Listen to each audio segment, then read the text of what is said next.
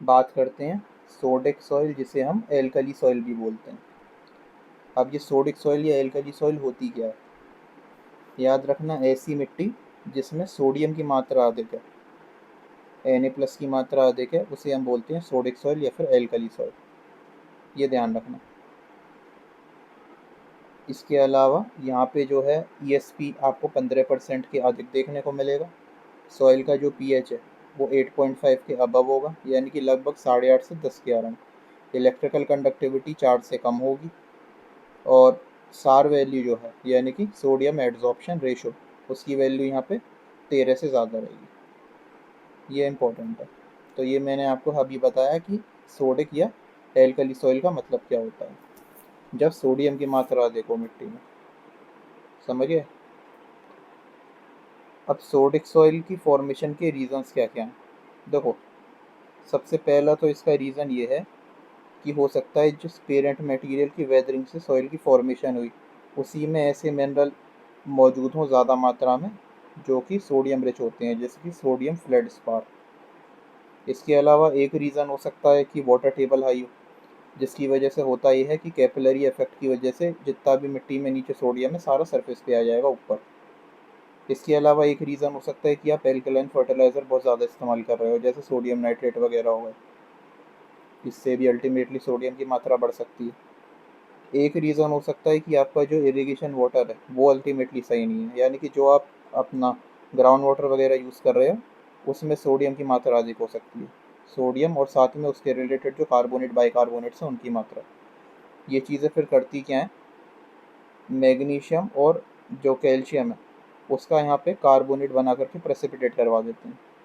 अब जैसे मान लो आपका जो इरिगेशन वाटर है, ग्राउंड वाटर, उसमें सोडियम और बाइकार्बोनेट की मात्रा अधिक है। सोडियम के जो बाइकार्बोनेट और कार्बोनेट्स है, तो ये करेंगे क्या, जो मैग्नीशियम और कैल्शियम है यहाँ पे सोडियम को डिस्प्लेस कर देंगे, और यहाँ पे कैल्शियम और मैग्नीशियम कार्बोनेट्स बन जाएंगे, और ये पूरा PPT होगा, यानी कि प्रेसिपिटेट। अब सोडियम आपका फ्री है, वो अल्टीमेटली सॉइल में आ जाएगा। इसके अलावा एक रीज़न हो सकता है एरिड या सेमी एरिड क्लाइमेट। अगर बारिश बहुत कम हो रही है, ट्रांसपिरेशन लगातार आपका चल ही रहा है, पत्तियों में से लगातार पानी का लॉस हो रहा है ना, और एवोपरेशन की वजह से सॉइल से भी जो है पानी का लॉस हो रहा है, यानी कि एवेपो ट्रांसपिरेशन चल रहा है काफ़ी हाई। तो इससे होता ही है, रूट जोन में सोडियम आयंस की कंसनट्रेशन बढ़ जाती है। तो ये इंपॉर्टेंट रीजंस होते हैं जिसकी वजह से फॉर्मेशन होती है एल्कली सॉइल की। ये ध्यान रखना। अब यहाँ पे एक इम्पॉर्टेंट पॉइंट और है कि क्रॉप प्लांट्स पे इसका क्या असर पड़ेगा। तो सबसे पहले तो यहाँ पे जो सॉइल का स्ट्रक्चर है वही यहाँ पे कोलेप्स हो जाएगा। इसके अलावा सरफेस पे यहाँ पे आपको क्रस्ट देखने को मिलेगा, यानी कि दरारें सी पड़ जाती हैं, वो भी बहुत गहरी गहरी। इससे होगा ये, अगर मान लो आपने बीज वगैरह लगा रखा था तो वो सीडलिंग इमरजेंस में प्रॉब्लम आएगी, रूट के पेनिट्रेशन में भी दिक्कत आती है। अब क्योंकि सॉइल का स्ट्रक्चर यहाँ पे गड़बड़ हो चुका है, तो उससे प्रॉब्लम एक आपकी वाटर लॉगिंग की बढ़ जाएगी यहाँ पे, जिसकी वजह से अल्टीमेटली यहाँ पे एरिएशन इफेक्ट होगा। तो ये है। इसके अलावा अगर आप यहाँ पे कुछ केमिकल और न्यूट्रिशनल इफेक्ट देखोगे तो यहाँ पे टॉक्सिसिटी, जैसा हम बात कर रहे हैं एल्कली सॉइल की, तो यहाँ पे सोडियम की टॉक्सिसिटी तो रहती ही है ना। सोडियम की टॉक्सिसिटी तो यहाँ पे आपकी रहेगी रहेगी Na+ की। इससे अल्टीमेटली होगा ये आपका रूट टिश्यू डैमेज हो जाएगा। इसके अलावा कई सारे न्यूट्रिएंट का यहाँ पे इम्बेलेंस भी बन जाएगा, जैसे जो फॉस्फोरस है वो यहाँ पे आपका कैल्शियम के साथ क्या करेगा, कैल्शियम फॉस्फेट बना लेगा, और प्लांट के लिए इनअवेलेबल हो जाएगा, क्योंकि ये इनसॉल्युबल कैल्शियम फॉस्फेट है PPT की फॉर्म में। इसके अलावा जो माइक्रो न्यूट्रिएंट है, जैसे कि जिंक है, कॉपर है, मैंगनीज है, आयरन हो गया, है ना, ये भी आपके प्लांट के लिए अवेलेबल नहीं रहेंगे। कैल्शियम की भी डेफिशिएंसी हो जाएगी यहाँ पे, क्योंकि सोडियम की जब यहाँ पे टॉक्सिसिटी होती है तो वो कैल्शियम की अपटेक को रोकता है यहाँ पे। अब इससे अल्टीमेटली होगा ये, प्लांट की सेल वॉल यहाँ पे टूटने लगेगी। प्रिवेंशन का क्या है, क्या क्या यहाँ पे हम प्रिवेंशन ले सकते हैं कि एल्कली सॉइल की प्रॉब्लम ना हो। तो इसमें एक तो आप अपना ड्रेनेज अच्छा करो, है ना, सरफेस ड्रेनेज भी अच्छा होना चाहिए, और जो सब सरफेस ड्रेनेज है वो भी बढ़िया होना चाहिए, जो आपने नीचे पाइप बिछा रखा होगा परफोरेटेड वाला। इसके अलावा अगर आपके ग्राउंड वाटर में प्रॉब्लम है, हकीकत में सोडियम की मात्रा अधिक है उसमें, सोडियम के जो कार्बोनेट बाइकार्बोनेट है उसमें काफ़ी ज़्यादा मात्रा में, तो फिर आप उस पानी को, जो कैनाल आपके आसपास होगी उसके पानी के साथ मिलाकर भी इस्तेमाल कर सकते हो। कंजंक्टिव वाटर यूज जिसे हम बोल रहे हैं। इसके अलावा आप ऑर्गेनिक मैटर ऐड करो जितना हो सके। ग्रीन मैन्योरिंग पर फोकस रखो, है ना। फार्म यार्ड मैन्योर पूरे तरीके से वेल रोट एंड डिकम्पोज्ड इस्तेमाल करो। इसके अलावा मॉनिटरिंग करते रहो टाइम टू टाइम कि जो RSC वैल्यू है कितनी जा रही है। 2.5 के ऊपर नहीं होनी चाहिए। अगर 2.5 के ऊपर जा रही है तो यहाँ पे फिर पहले इसे जिप्सम से ट्रीट करना पड़ेगा, उसके बाद इस्तेमाल करना खेत में पानी को। अब रिक्लेम कैसे करेंगे, तो यहाँ पे रिक्लेमेशन के तरीके में सबसे पहले है जिप्सम को अप्लाई कर सकते हो आप। यहाँ पे जिप्सम को यहाँ पे अप्लाई कर लो। इसके अलावा यहाँ पे चाहो तो एलिमेंटल सल्फर या फिर पायराइट को अप्लाई कर सकते हो, या फिर यहाँ पे जो एल्यूमिनियम सल्फेट है या फिर आयरन सल्फेट, इन दोनों में से कोई एक चीज़ भी यूज़ कर सकते हो। अब जिसकी एल्यूमिनियम सल्फेट या आयरन सल्फेट करेगा क्या, ये एसिडिफाइंग एजेंट के तौर पे काम करेगा, है ना। पीएच को अल्टीमेटली क्या कर देगा, लो कर देगा, जो अभी काफ़ी हाई बना हुआ है। बिल्कुल सही बात है।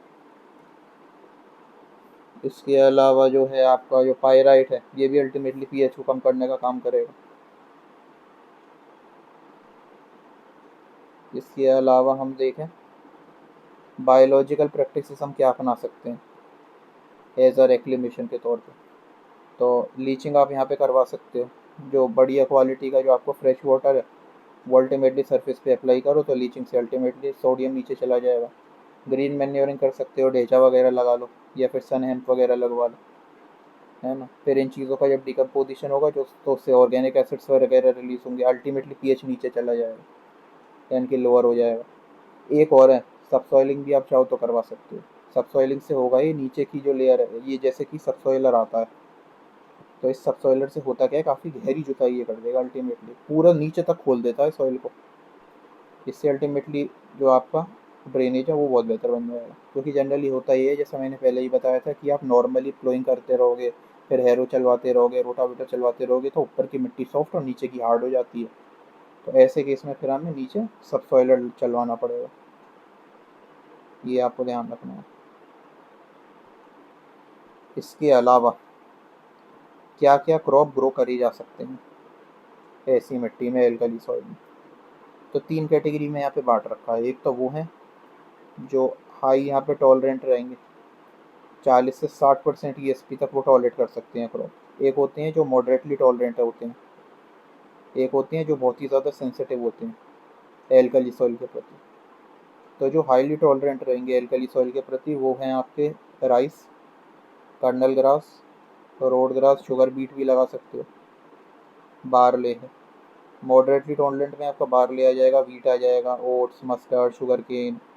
इसके अलावा आपका कॉटन है, सोरगम है, सेसवाइना, पर्ल मिलेट। और जो बहुत ही ज़्यादा सेंसिटिव होते हैं सोडियम की हाई कंसनट्रेशन के प्रति, यानी कि एल्कली सॉइल के प्रति, ESP यहाँ पे 15% से कम होता है। और इनमें क्रॉप्स आते हैं पल्सेस, जैसे कि चिकपी है, पिजन पी है, मूंग बीन है।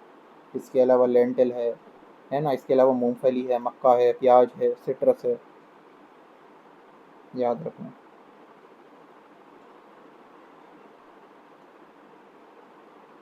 ठीक है। एक यहाँ पे और इम्पोर्टेंट पॉइंट लिखा हुआ है, जैसे कि राइस जो है वो पहला पहला आइडियल, यहाँ पे आइडियल फर्स्ट क्रॉप है रिक्लेमेशन में, ये ध्यान रखना। चावल को भी आप यहाँ पे लगा सकते हो। सबसे पहले नंबर पे जो क्रॉप प्रेफर किया जाएगा ना, वो यहाँ पे राइस को ही प्रेफर किया जाएगा, क्योंकि ये काफ़ी ज़्यादा हाई ESP भी टॉलरेट कर लेता है और लो यहाँ पे एरिएशन भी है। लो एरिएशन में आराम से हाई ESP टॉलरेट कर लेगा ये। इन सब में अगर कोई पूछे कि सबसे बेहतरीन क्रॉप, आप एक शब्द में बताइए जो सोडिक सॉइल के लिए सबसे सही रहेगा, तो वो राइस है, ये ध्यान रखना है। बाकी यहाँ पे आपका ये सारे क्रॉप की फ़ोटो मैंने लगा रखी है। अब जैसे कि ये पर्ल मिलेट है, ये आपका चिक्पी हो गया, ये शुगर केन है, ये पैडी है, ये आपका क्या हो गया, मस्टर्ड, ये आपका मेज़ हो गया, ये मूंगफली हो गई, सोरगम हो गया, है ना।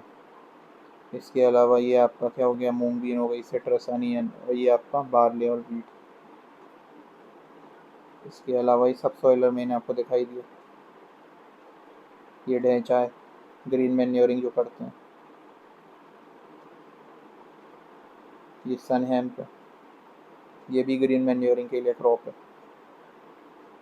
ये फेरस सल्फेट, इस तरीके के फर्टिलाइजर्स के पैकेट आते हैं मार्केट में। ये फेरस सल्फेट है, ये जिप्सम है। इसके अलावा ये फार्म यार्ड मैन्योर है। हमेशा खाद वो यूज़ करनी है जो पूरे तरीके से सड़ी हुई है। बार बार मैं बता रहा हूँ, ये ध्यान रखना बहुत इंपॉर्टेंट है। इसके अलावा ये तो खैर आपका ग्राउंड वाटर, ये देखो कैनाल, ये मैंने दिखा दी। इसके अलावा ये सरफेस ड्रेनेज, ये मैं पहले भी बता चुका हूँ। इसमें होता ये है, जैसे कि ये किसी का खेत है, ये दूसरे किसान का खेत है, तो इसके बीच में एक गहरा सा चैनल बना लेते हैं जो आगे जाके कॉमन चैनल से कनेक्टेड रहता है। खेत का सारा पानी इसी चैनल में आके इकट्ठा हो जाता है। इसके अलावा ये आपका जैसे कि सब सरफेस ड्रेनेज के लिए करते क्या है, इस तरीके का पाइप होता है परफोरेटेड सा, उसे ज़मीन में लाइनिंग करके, जियो टेक्सटाइल जो मटेरियल होता है उसकी लाइनिंग करके और पत्थर वगैरह से करके दबा देते हैं। जितना भी पानी है वो फिल्टर होकर सीधे इसी पाइप के अंदर चला जाएगा और निकल जाएगा बाहर। ये तो वाटर लॉगिंग की इमेज हो गई। ये आपका सोडियम फ्लेट स्पार इस तरीके से बिकता है बाजार में। ये सोडियम नाइट्रेट का कट्टा है, फर्टिलाइजर का। ये देखो इस तरीके से क्रैक्स बन जाते हैं सॉइल में। तो ये पूरा हो गया हमारा।